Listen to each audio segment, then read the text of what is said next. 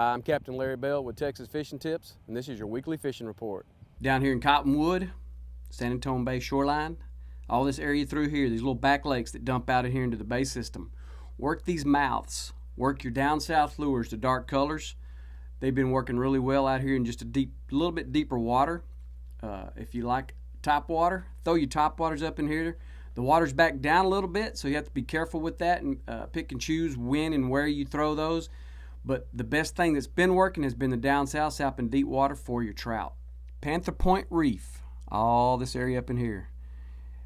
When your tide's correct, you can get out and wade this area down through here. If not, drift across it, throw in your down south through here, throwing some top water through here. Your jerk shrimp by marker 54 has been working well under a popping cork or free lined, either one, on the deeper edges of this reef.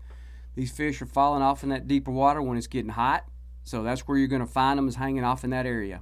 Third chain islands all the way through here. There's little guts and cuts and little pop-up little islands, shell islands all through here. Down an area called the Runway through this area here have been holding some trout.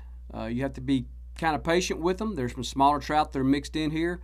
Again, throwing your darker down south. Throw the burner shad. If you have some of the burner shads, a smaller down south version, have worked really well in this area here. These fish have been eating these things up.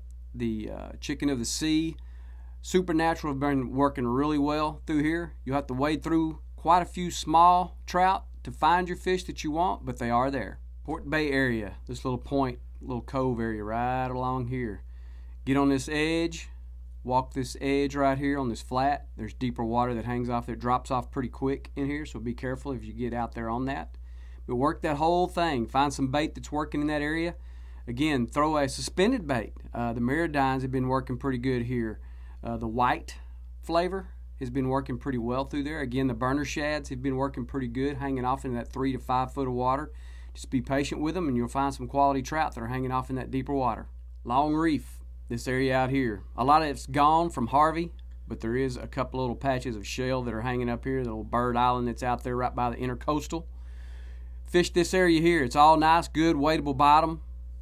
Look for these fish later in the day. Mid-morning, late morning, midday is good. If you got bait working in here, throwing your darker down south, working these off the bottom of the shell.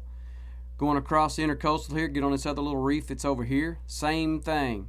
Look for these fish hanging in here. There's a little cove area that's in that area. Throw that plastic.